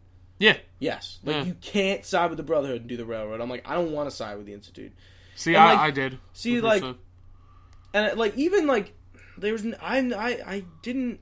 Like at the end of the game, like I didn't even care. I didn't either, and I I don't even like I was thinking about to like back to New Vegas and like Fallout 3 and even Skyrim. Like I just cared so much more about those main quests in the way that I didn't on this one, and I feel like it was very running through the paces with this Fallout game. Minutemen are so minimal, you don't give a shit. Railroad, they're cool enough, but like I it's like not them, anything. and I like their style, but again, kind of minimal. And I like the Institute too. Institute, pretty evil. They're like weirdly evil. It's like logical evil. And the Brotherhood is just a bunch of techno. So I got a question. What did you have to do with the Institute with the Brotherhood ending? I just killed them. What, did you blow up their thing? You literally do Fallout 3 Liberty Prime Escort, and then you go kill the Institute. He blows a hole in the middle of the CIT down to the Institute. Yeah, so it's like a gigantic crater in the middle of your map now. I hate that. That really. Oh, actually, I never went there. I don't know what it looks like. Dude, it's literally just a. Yeah, you blew up. Did you turn on the nuclear? I nuked the Institute. Yes. Yeah, it's like literally. That's the option. That's what you do at the end of the game. There's like a gigantic crater in the middle of your map. That's the same thing that happens with with the railroad. And I'm like, wait, you nuked the railroad? No, with the Institute. I'm sorry. I meant when you side with the railroad, that same thing happens. To the Institute. Yeah. That bothered the shit out of me. Now you have this gigantic fucking crater in the middle of the map, and you're missing, like, a lot, like, some locations. And, like, when you go there, it's just bathed with radiation, so you can't do anything. I was like, why did I do this? Half of me wants to reload to my Institute save and just play from there, because you don't blow up the fucking map. You can still go out. Wait, you don't blow up the Brotherhood? You do, but it's not like a nuclear attack. Yeah, I mean, I guess you can't really nuke the Pred one. You just kind of, you make it crash, and then it just fucking... It blows up. Yeah. Yeah, main story was so, but even like... It sucked. It but could have been so much better. It's such a shame. My one friend was like, what if you were a synth? That would have been cool. I'm like, that would make a lot of sense. I'm like, imagine like Vault-Tec's experiment was that Vault was cryostasis and like, but like covered it up like that's what they said it was, but they actually made you a synth. Or that they made a synth like in your like your actual human copy's dead. But yeah, the like synth you're a synth. You're just the synth. You're the synth copy, and you don't even know it. Yeah, so that would be cool. That would have added definitely and like another I didn't have any emotion to Sean. I was just like, I don't even care. I literally like so I go into the Institute. Did you take the Robotron from the Institute? The synth little guy? Where he's like, Dad, I'm coming with you. What happens to him? Nothing. I was thinking about just leaving him there. I'm like, you're not my son. I was just like, I don't know. Fine. I like the emotion the character portrays, but I didn't care. Like, yeah, I just like, I had no... For me, just Fallout was a very missed opportunity, in my opinion. Like, but, it was great. Like, it was but, good. Okay, you know how Father's dying, or Sean? Yeah. So, like, I go up, and I'm like, oh, gotta, like, shut down the security system in the institute, and he's just there in the bed, and he just, like, says, like, I don't want to talk to you, and I'm like... Yeah. He just killed him. And I was just like, I felt no remorse. Like, I literally was like, I don't even care. I didn't, and it was kind of, like, sad. Like, I didn't care. You kind of do care more if you do play with the institute, I would say. Because you're actually working with Sean. him, yeah. Like, Maxon's a douchebag. He's totally douchebag. The best quest in the game is a quest you do, it's called Blind Betrayal, and it's a main side quest when you do it. Not a side quest, it's a main quest with the Brotherhood. You find out that Dance is a synth. Yeah. And I'm like, that's amazing. Yeah, Dance literally displays everything a Brotherhood member could want. Yeah. Like, dude, the guy is like... He's a model Brotherhood soldier. He is, and he's a fucking synth. And you're sent to go kill him, and, like, you talk to him, and he's like, I didn't know. Like, I had no fucking idea. And doesn't he go, like, kill me? Because he doesn't like... And he's like, I want you to kill me, and you can persuade him not to kill him. And, like, he'll go, and he'll leave, and, like, he'll go out. Maxon arrives. Kill him. Like, they go on this, like, rant about, like, how, like, he's our enemy. Like, I don't care if he is a model brother. I don't care what he's done. He's a Sith. He's what we're fighting against. He is technology gone, like, haywire. Awry, yeah. He has to die. And you can persuade him not to kill him. And he goes, all right. Like, and you have different ways to persuade him. Yeah. And you're like, you know, look what he's done for you. This guy is, like, a higher up. He's like, given blood for the Brotherhood. But it doesn't matter. He's a Sith. Yeah. He's done all this stuff for you, even though he was a synth. He killed synths for you. Yeah. Like, he's and never like, showed and any you other can persuade him, and like he'll go, all right, Dance, you leave, you never come back, no contact with the Brotherhood, nothing. You're dead. Like, we will paper down that you're dead. You never make any contact with anyone. Yeah. And that's what he does. And I'm like, this quest was, like, really powerful. I really liked it. And it's funny because they really flipped Dance on his head because he was my least interested character. I liked him a lot after that. Yeah. Not that I didn't like Dance, because, like, he's very, like, Brotherhood. He's so pro-Brotherhood. Mm-hmm. And, like, since we're talking about Dance, what do you think about the followers? Overall, from what I liked, from what I used, I liked them. Valentine was my favorite. I haven't used him in a while, but yeah, I like Nick. I also Nick's like awesome. Hancock a lot. I haven't used Hancock at all. I just started using Strong. I like Piper. I like McCready. Curie, I didn't like. Piper, I liked. I haven't used Curie. I hate Kate. I don't really like her. Didn't use Kate at all. Did you use this? McCready, I didn't. No, I didn't. X6 or whatever. Does he have like a quest in line and everything I don't know too? how you get him. You do. You have to do a mission with him for this because you go to take out like a rogue synth that has taken over like a bandit leader's position. It's actually cool. Wait, you can use him after that? Yeah, apparently that's what it says. Like you can use him. I thought that was how you got him. I would end up killing him anyway. I didn't get his perk. Seen with Dance.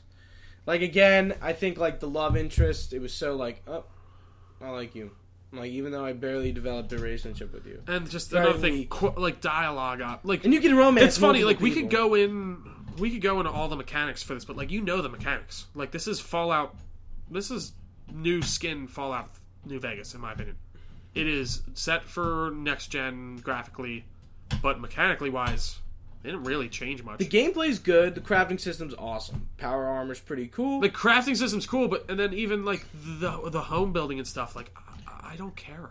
I like it because I fleshed out a pretty decent home. It could have been better. They could have...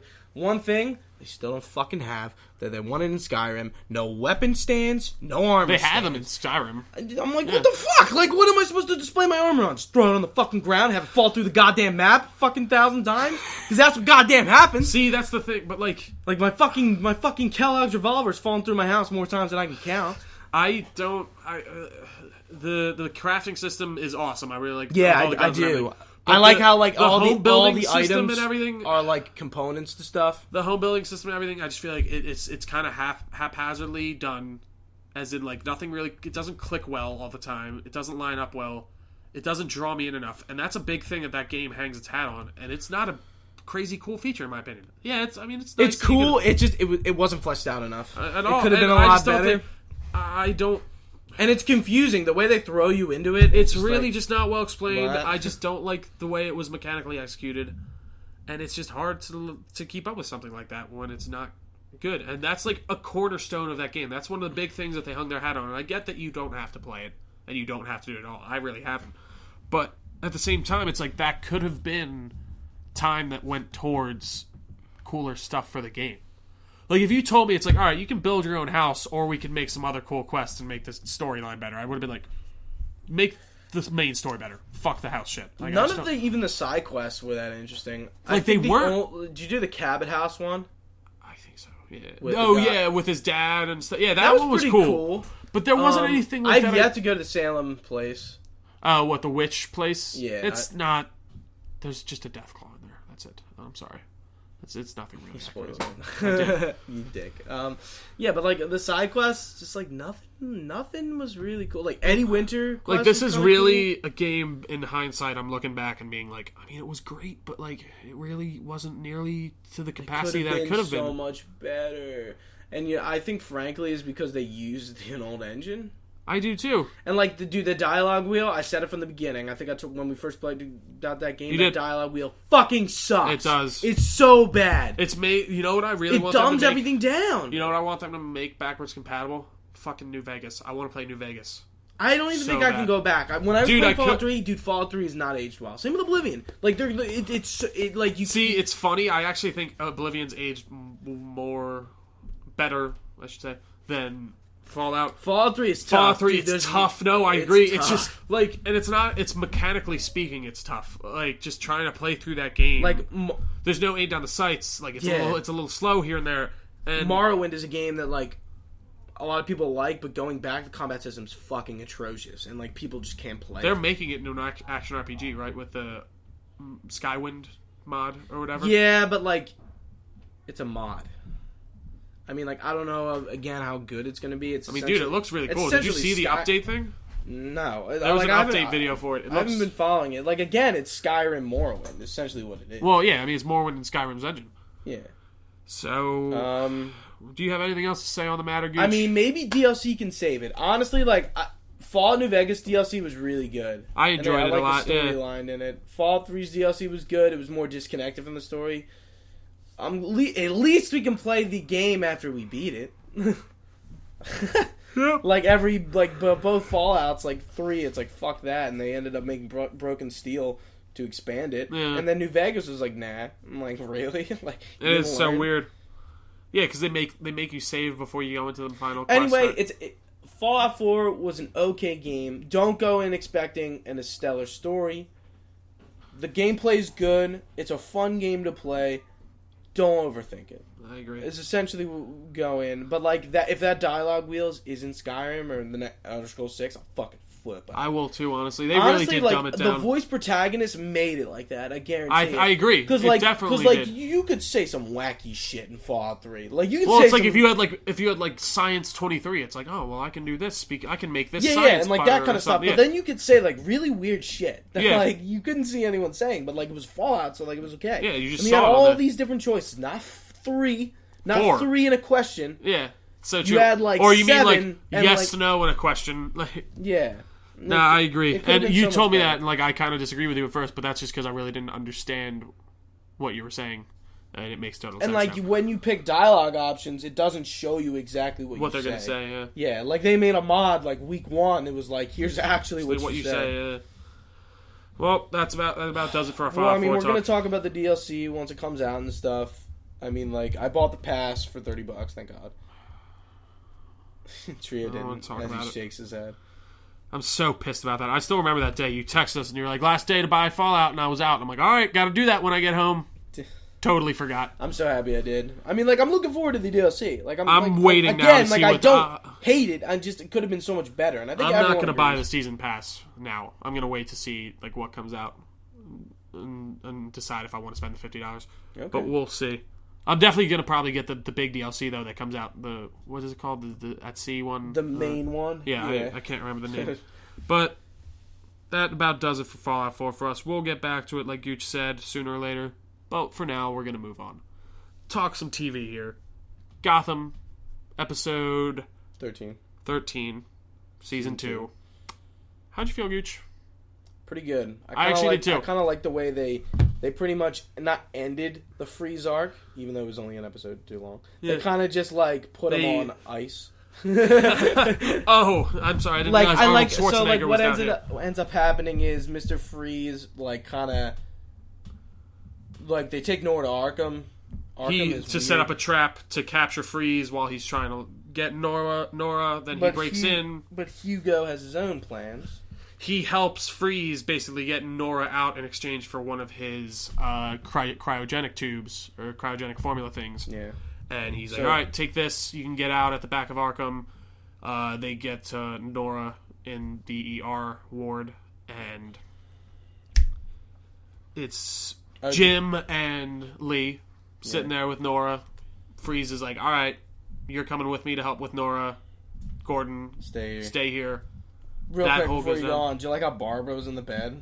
Oh, yeah, I know. She's like, fucking bitch. I thought it was so funny. Like, damn, punch her in the face. I thought that was interesting that she was there, but like, just a little tidbit. She's probably going to come back by the end of the season, I would assume. Possibly. I forgot that only happened like last half of the season. That's funny. It was like the last, and I don't think it was the last episode. I don't even know. Close to it. No, it was like last 2 or 3. But anyway, not too much happened. I mean, we get our Bruce stuff. He's going to go after M. Malone, who we know from the comics is Matches Malone. So Matches Malone was a name that Batman went under to infiltrate the mob, and he's also a person from like older comics. Like he's a mob guy. Essentially, like I don't know what they're going to do with him. Like there's also things like Joe Chill is the person who killed Martha and Thomas Wayne in the comics, and like they do a thing where like Batman confronts Joe Chill and like kills him. And I mean, I don't know if they're going to do that route, but just make him Matches Malone. Yeah. Which I could see. What do you think? I think that easily makes sense. Bruce definitely seems like he's becoming more of like that year one Batman. Like he's like getting in there. And the way he has this whole discussion with Lee, and she's like, Alfred's like telling me that you haven't been feeling yourself like ever since like you went through a lot of trauma when you were abducted. Yeah, he goes to like Sweden. That's where he's been for the last few weeks. And she goes like, it's okay to feel trauma. It's okay for you to be afraid. Like, what did you feel? And he's like, I mean, to be honest, when I was captured, I felt alive. And I was like, that's so bad. Oh my god, the way he's like, I felt a rush. I loved it, and I don't know, does that make me odd? And she goes like, well, I mean, I don't know. If you're telling me the truth here, I don't really know what that makes you. I can't remember exactly what she says. But yeah, you really are starting to see him develop. And then he's saying he wants to kill Matches, basically. I don't think he's going. No, obviously he won't. And Alfred's like, if we find like this guy, he'll establish that line that Batman I has. feel like that's definitely where they're going to do it. He's going to come to that. I think he's going to come close to doing it. But he's going to come back from it, like, built stronger than ever. Morally speaking. How'd you like that ending when you see Galavan, Jerome? That's right. Well, we should get back to Freeze. So, Freeze gets Nora and Lee, and they're in his basement, and he's getting ready to freeze her with the good formula that he can defrost her with. And, like, he goes upstairs to gather her necklace that she wants, and she switches the containers, pretty much killing herself. Yeah, she switches it out for the other formula that she knows will kill her. And Freeze basically says, like, as long as you're alive, there's hope. And she says to Lee, she's like, you heard what he said. As long as I'm alive, there's hope. So she, just swaps him out, gets herself killed. Dead. I thought he was going to freak out on Lee when she died. So he pretty much commits suicide, but all the exposure he's had to his cryogenics formulas has kind of built up this tolerance. Mutated his DNA, essentially. So when he was frozen, he gets turned into Mr. Freeze. Yeah, so now he's in Indian Hill, and like Hugo Strange is, I guess, going to help him, like... Dude, I really like Hugo Strange. What's his name is... B.D. Wong. Yeah, he's awesome. He really kills it. His whole look and everything is too on point. Yeah. But I mean... and then we see Galavan and Jerome. I guess that's right. Try to, like, reanimate them? I mean, dude, look, did you see his chest where he got shot? It was a scar. He was fine. So I think he's coming back. I mean, obviously he's coming. What's his name? Galavan. Dude, Penguin shoves a umbrella down his throat. Pretty sure he's dead. Yeah, no, dude. Well, I mean, he comes back as Azrael. We already know that. You think he's gonna be Azrael? He's in the pictures online. It's him. It's Gallivant. Really? Yeah, you didn't see that? You haven't seen the pictures of Azrael? Dude, it's his whole straight out of Arkham. It looks awesome. I didn't... Really? Yeah, you didn't know that? No. Yeah, he's playing He's supposed to be playing Azrael, because, I mean, he's Order of St. Dumas. I mean, makes sense. Yeah. So I'm guessing he's either reanimating him or cloning him or doing something crazy. I don't know exactly what's going to happen. Okay. But It's interesting. That's really about does it for Gotham, right? Yeah, so we didn't have Supergirl this week for some reason. That's right. Next week she comes back. That should be interesting. Moving on to Legends. Yeah. So they were back in the 50s. Yeah, so we go back in time this time. I really actually enjoyed this episode. They explored a lot of cool topics, like it was very 50s-esque. Like, there were a lot of references to 50s, like, kind of like style stuff. Yeah, and you kind of have this whole back and forth, like with Stein, like, and he's like, "Oh, dude, the 50s are the best. You got these picket white fences and your perfect family. You can't deny this perfect time." It's like, well, everyone's racist. And then you have Jax sitting across from him, and then like, Sarah, and he's like, "Yeah, if you're white," and then straight, and then she goes, "And straight," and then he's like, "Well."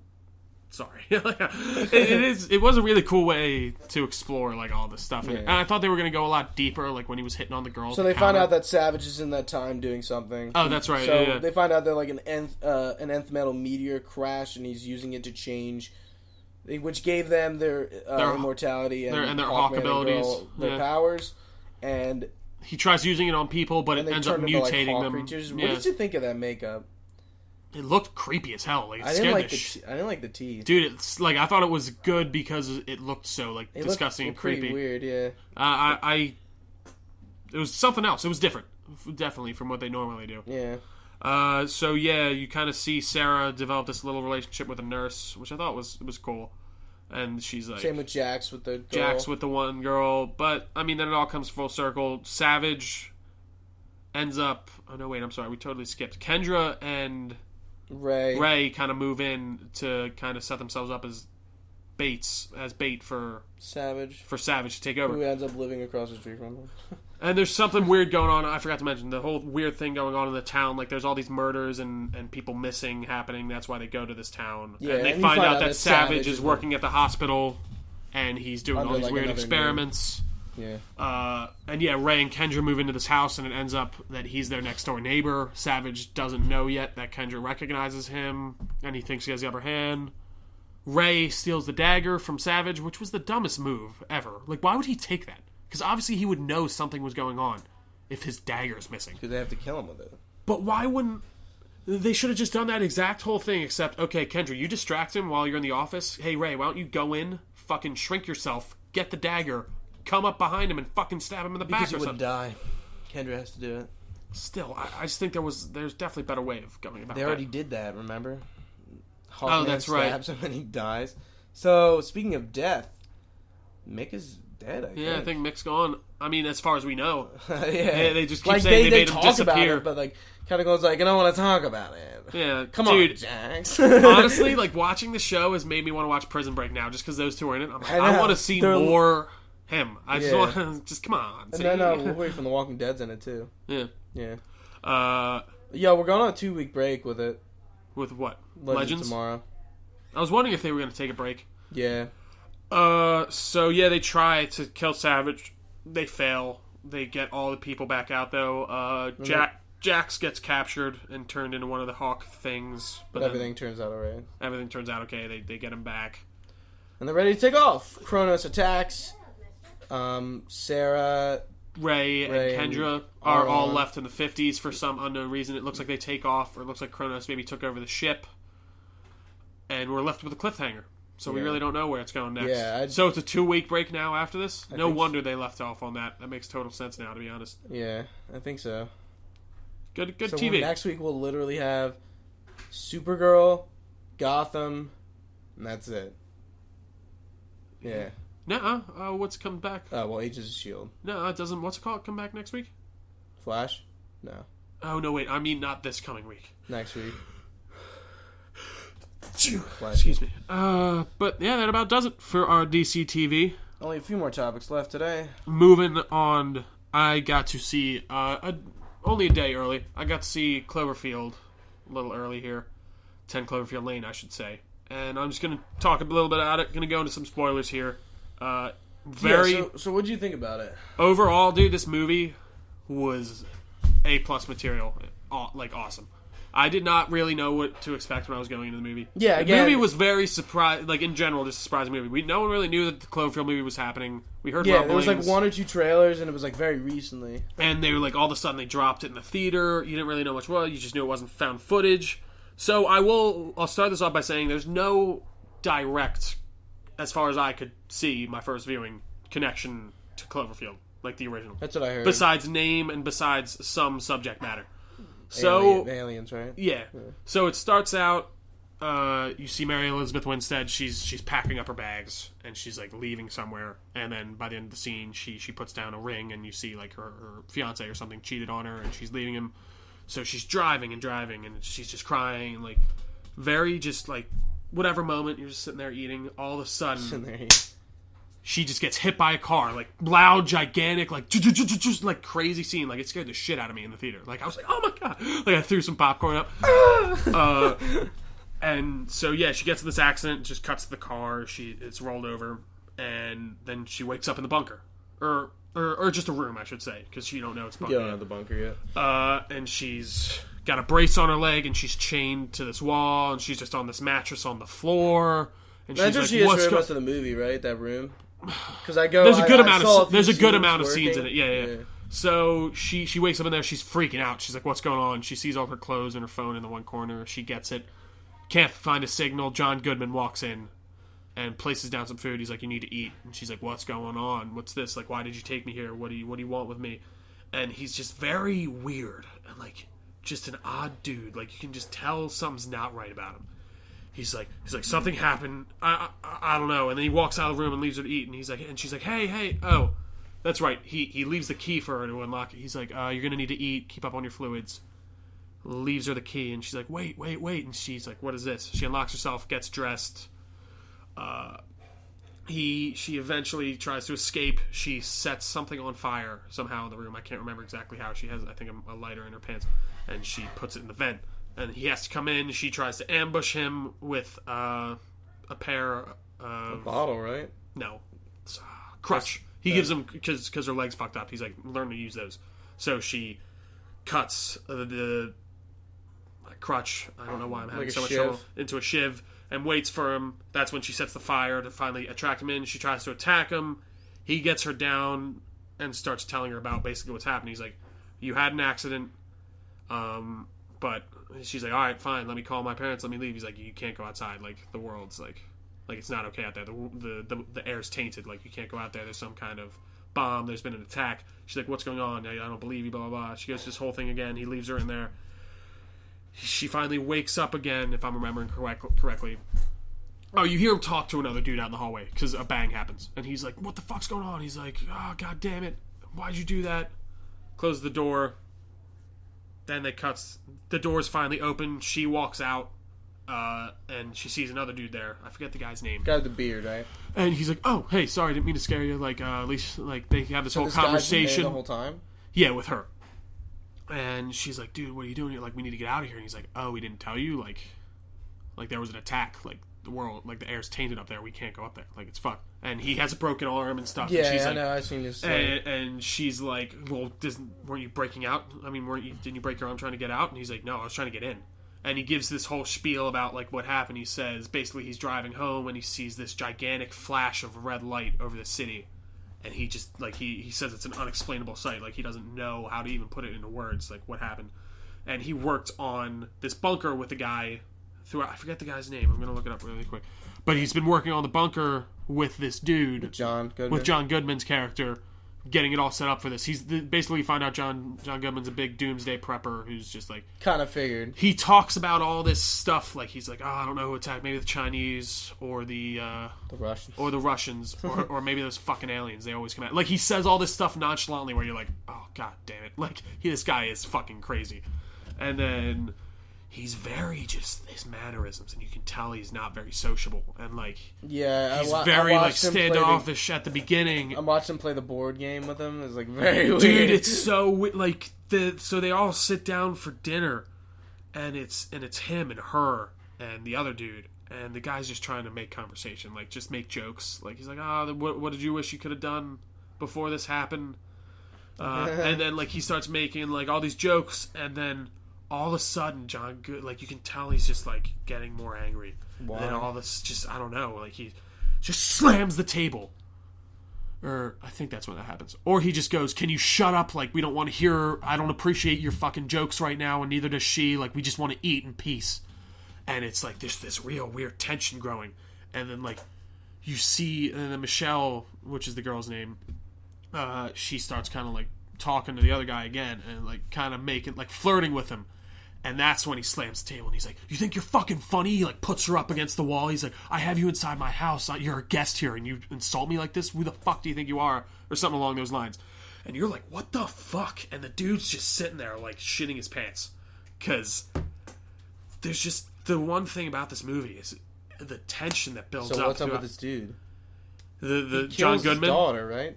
So what happens is you go through this whole thing. She doesn't trust him still. Like they're sitting at the dinner table, and he's like, "Okay, fine." I forgot. Before dinner, he's like, "You don't believe me? Come upstairs." He shows her up to like the airlock. He's like, "I found this thing. It's basically as close to an airlock as I could get."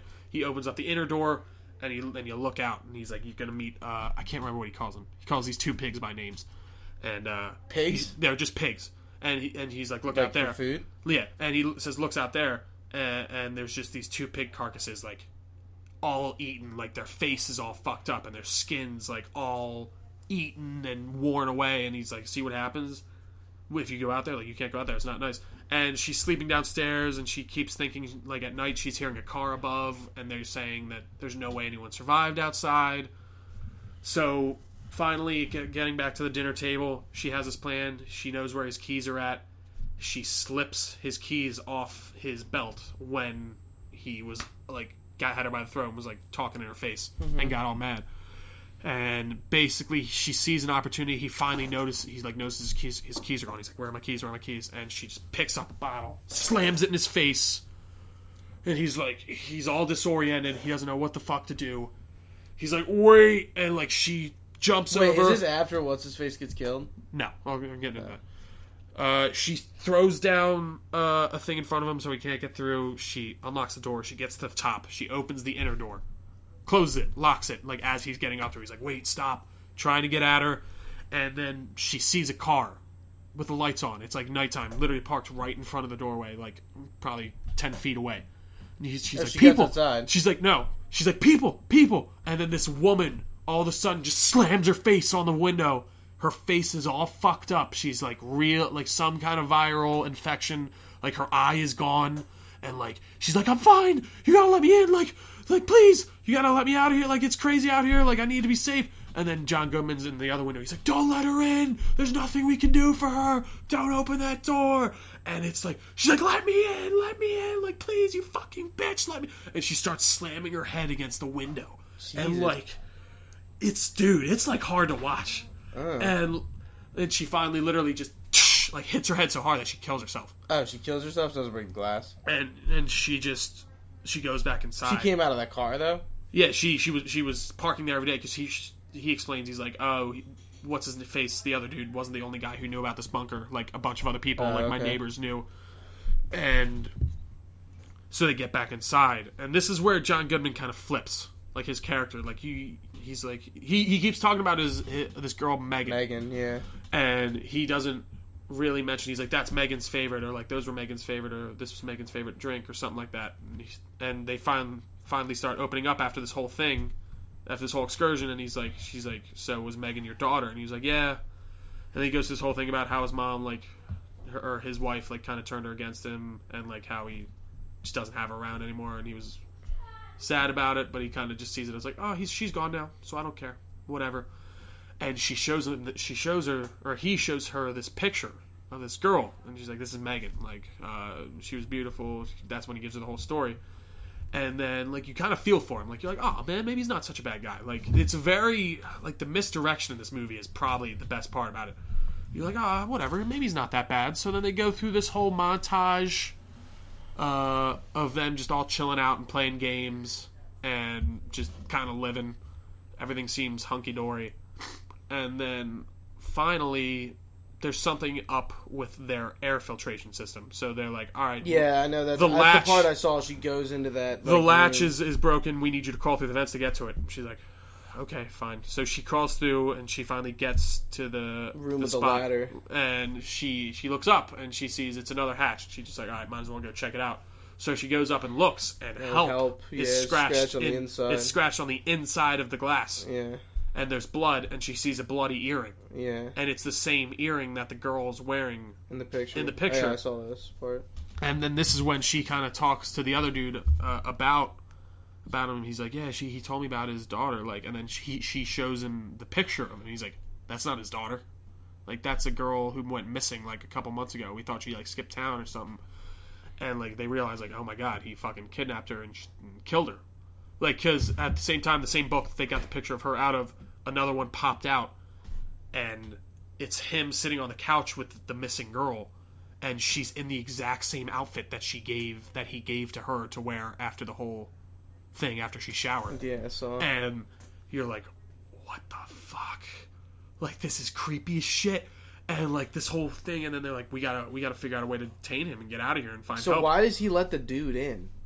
Why? Because he got there and he was closing up and he just kind of fought his way in. And it was like, come on, like just let me in. I think he was just kind of being semi-nice.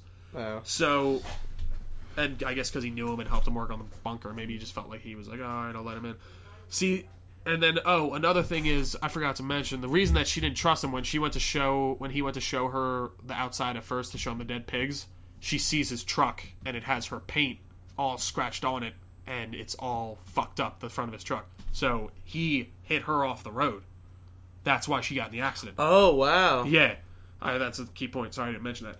Okay. So that's why that whole distrust begins again, and that's why she tries to get out the first time. And then he kind of sits down with her, and he's like, I haven't been honest with you. When I got the news of the attack, I was really far out from here, that the attack was coming. And I was really far out from here, and I was driving like a crazy man to get home, and I tried to pass you in the other lane, and I hit you, and I didn't know what to do, so I brought you here because I knew no one else was going to save you because of the attack. And that's the reason you kind of are like, oh, okay, maybe this guy isn't so bad. Maybe he's like chill. And they get into that whole thing with the kid, and she's like, all right, well, she's a fashion designer too. So she's like, okay, we got to get out of here. We got to find help. So she makes this design for a hazmat suit. And she's like, I can make this, but like we can't let him know. So they go through this whole thing. They steal scissors and like tape and stuff. Yeah. And they think they're doing good. They think that he has no idea what's going on. Then finally, you get to the scene. And this is probably the craziest scene in the whole fucking movie. He tells them, he's like, come here, I need your help with something. They stick all their hazmat shit under the bed so he doesn't see it and all that. He's like, all right, help me with this barrel. It's just a gigantic blue barrel, like plastic barrel. He's like, help me roll it in here. And he opens it up and he starts talking about it, and he's like, this is, I forget what kind of acid, some kind of extremely corrosive acid. It's like this. Did you ever see Breaking Bad? The stuff that they use to dissolve. This is the part I saw. I'm like, it's totally that stuff. It's the stuff that they use to dissolve the bodies. Yeah. And he's like, it removes, it basically eats away at most anything, and then he pulls out the things. He's like, what have you been using this for? Like, and he gets really serious. Yeah, scissors and stuff. And he's like, and they're like, what? And he's like, I found these. You guys think I'm fucking stupid. Like, I'm not dumb. And you're like getting free. Like, I was sitting there like, is he gonna fucking do something with this acid? Like, he's gonna splash someone? Like, this is. And he's going through, and then finally the dude's like, it was me. Like, I was trying to make a weapon, cause you to take your gun, cause she respects you, cause you have a gun. And he's like, I'm sorry, man. I really am sorry. And he's like, oh, okay, man, you're sorry. And like a big thing throughout the whole movie is that he always said he's sorry for something, because like that bang that you hear in the beginning of the movie is him knocking over like a week's worth of food. And he's like, okay, and just pops him out of nowhere. Yeah, I was like, whoa! Like that's the last part I saw. Just douche, blood everywhere.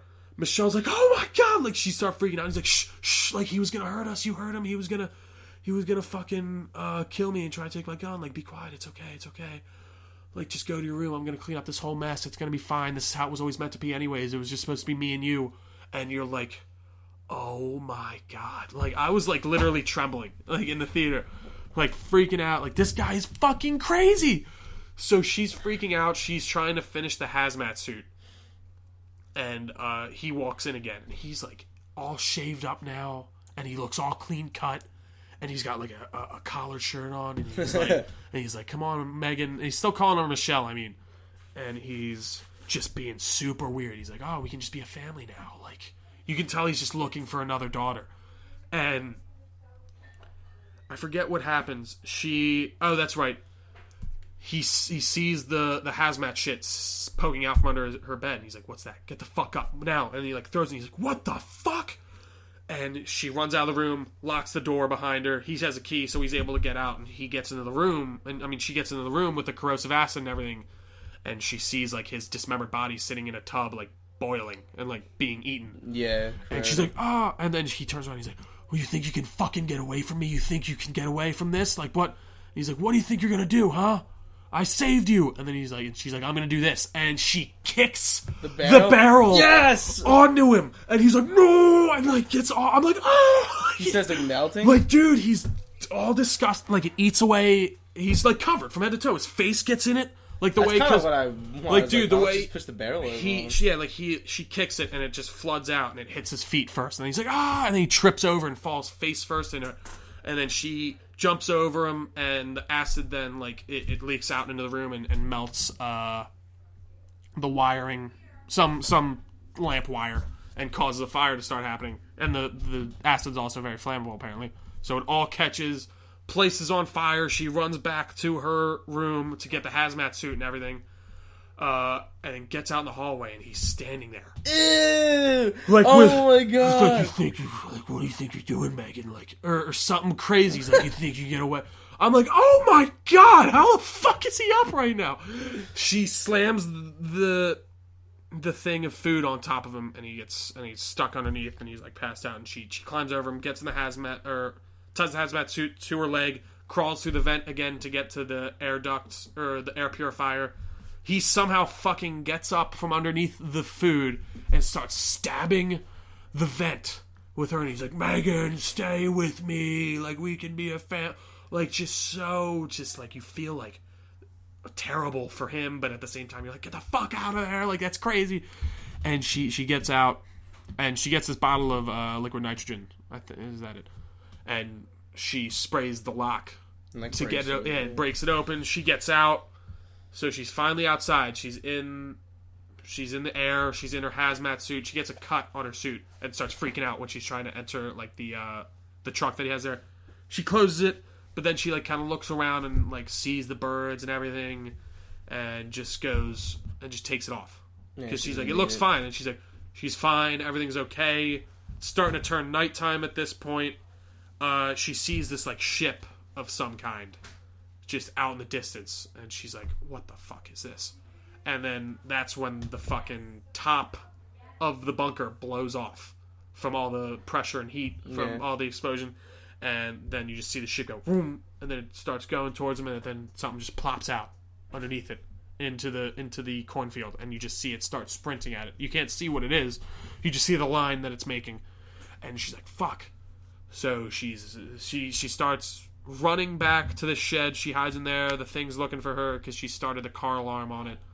Oh, that's right. She's going after the woman who died earlier. Her car's still sitting out there, so she's trying to use that. She activates the car alarm. That's what draws the thing towards her. She goes in this shed to try and fight it off. She finds like a bottle of whiskey there and like some paper, and she has a lighter on her. I'm pretty sure. And the thing goes after again. She gets in the truck. Then the ship comes over and like picks her up. And like bring her into the ship, and it's like this gigantic mouth, like weird thing that's gonna just kill her. And yeah, she like makes a Molotov cocktail, throws it into the mouth of the thing, and blows it up. And then I can't remember how she gets away from the little monster, unless she kills it or she just drives away, or that got killed in the explosion too. So yeah, she gets up and gets in the car and just drives away. That's the end? No, she gets this part, and she's like at this intersection. She finally gets a signal from people. She's like, it's like, we are in Houston. We need help. Any medical or combat skills would be of utmost help. Like, we need people. And then she stops and turns around and then just goes towards Houston, which, dude, I think was the perfect amount of ending that I wanted. Yeah, then it ended there. That's enough that I wanted to see what happened. This movie, dude. I like kind of wish I didn't spoil it for you because it was really just like one of those sleeper hits that I just did not see coming. Like, Dude, John Goodman is scary. Like, you won't think of him the same way after seeing this movie. He scares the shit out of me. Mary Elizabeth Winstead, awesome. She does. What's she from? Scott Pilgrim versus the World. She's in that. She's in a few other things too. She's in Sky High. If that rings any bells for you. Yeah, I know. She Danielle plays Pennebaker's in that. She's in. Or she's the bad girl. I don't remember. Because remember the one that he made, the Technopath or whatever. Like he makes out with her, and then she ends up being the bad guy. No. Get your shit together with Sky High. But dude, just a stellar movie all around. First time director Dan Trachtenberg. He working with J.J. Abrams. He made that Portal fan film online. Yeah. And he made a few other ones, dude.